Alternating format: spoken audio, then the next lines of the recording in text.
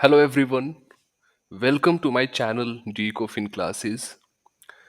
Today we are going to discuss a question from IIT JAM paper 2024. Question बहुत ही simple है दोस्तों और चलिए देखते हैं क्वेश्चन है क्या।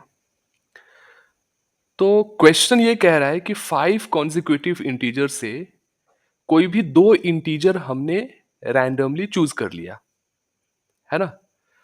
तो हम लोग ये मान लेते हैं कि वो कॉन्जिक्यूटिव इंटीजर्स कौन कौन से हैं। 1 है, 2 है, 3 है, 4 है एंड 5 है, राइट। और इनमें से कोई सा भी दो नंबर रैंडमली सेलेक्ट कर लो और एक हमने रैंडम वेरिएबल डिफाइन किया। वो रैंडम वेरिएबल क्या है? That is nothing but the difference between the selected integers. जो हमने रैंडमली सेलेक्ट किया है उनके बीच का जो डिफरेंस है that is a random variable. तो पेयर्स के क्या क्या पॉसिबिलिटीज हो सकते हैं, right.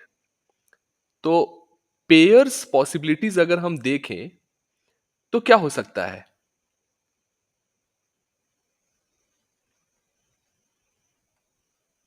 So it can be 1 2, it can be 1 3, it can be 1 4, it can be 1 5, right?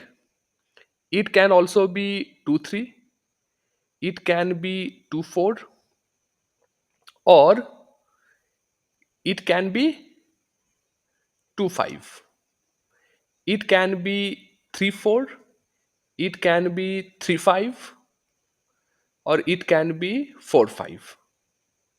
तो टोटल पॉसिबिलिटीज कितने हैं? 1 2 3 4 5 6 7 8 9 10, राइट। तो टोटल 10 पॉसिबिलिटीज हैं। तो इन केसेस में z का वैल्यू क्या होगा? तो z is nothing but absolute difference between these two integers. तो 1 एंड 2 के बीच का एब्सोल्यूट डिफरेंस क्या है? That is 1। वैसे ही 1 एंड 3 के बीच का डिफरेंस क्या आएगा? So that will B 2।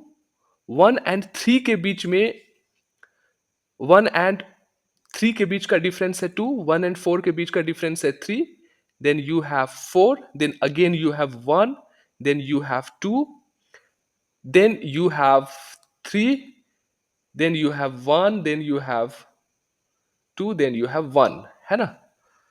तो क्या हम लोग कह सकते हैं कि जो z का वैल्यू होगा तो z will it will belong to what, है ना। तो z का जो वैल्यू होगा वो या तो 1 हो सकता है, या 2 हो सकता है, या 3 या 4। ये चार पॉसिबिलिटीज है z का। तो अब 1 होने का प्रोबेबिलिटी क्या है? तो 1 होने का प्रोबेबिलिटी तो आप देख सकते हो कि 1 जो है कितने केसेस में है। So there are total 4 cases in which 1 is, I mean z is equal to 1, है ना। तो उसी तरह से प्रोबेबिलिटी ऑफ 2 क्या है? तो 2 जो है टोटल 3 केसेस में है, राइट। तो इसका प्रोबेबिलिटी क्या होगा? 4/10 हो जाएगा, यहां पे 3/10 हो जाएगा। Similarly what will be the probability of 3? तो हम देख सकते हैं कि 3 कितने केसेस में थे? तो यहां पे 3 आ रहा था टोटल 2 केसेस में, right. So there were 2 cases in which the z value was 3। तो प्रोबेबिलिटी ऑफ 3 क्या हो जाएगा? 2/10। And there was only one case in which z was equal to 4। तो प्रोबेबिलिटी ऑफ 4 क्या हो जाएगा? That is 1/10, right. तो अब हमसे ये कह रहा है कि what will be expected value of z का एक्सपेक्टेड वैल्यू क्या होगा वो हमें फाइंड आउट करना है, राइट। तो expected value of z will be equal to summation of all values of zi and their probabilities, right. यही होगा। तो क्या हो जाएगा? 1 का प्रोबेबिलिटी क्या था? 4/10। सो दैट इज 4/10 गुना 1, राइट। देन 2 का प्रोबेबिलिटी है 3/10। सो 3/10 गुना 2। देन यू हैव 2/10 गुना 3, प्लस 1/10 गुना 4, राइट? तो ये क्या हो जाएगा? That will be 4 plus 16 and then you have, so that will be 20/10, right? So expected value of z हो गया 2. Now we have to calculate the variance of z.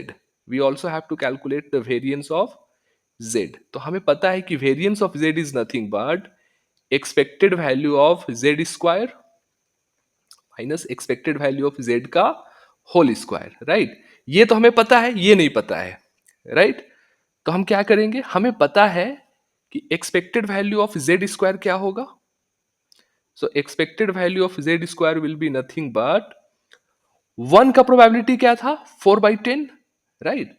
So that will B 4/10 into 1 square plus 3/10 into 2 square and then 2/10 into 3 square and then 1/10 into 4 square, right? तो इसे जब आप solve करोगे तो यह आ जाएगा 10, then it will be 4, then it will be 12, then it will be 18, then it will be 16, and जब आप इन सब को सॉल्व करोगे so it will come out to be 50/10, so that will be 5, right? तो वेरिएंस ऑफ z क्या होगा? तो हमें पता है कि variance of z is nothing but the variance of z is nothing but e of z square which is 5 and e of z का whole square that is 4, so 5 minus 4, so that will be 1, right? So what is the correct answer? So the correct answer is fourth, that is the expected value of z, that is random variable is 2 and the variance is 1, right? So this is the correct answer.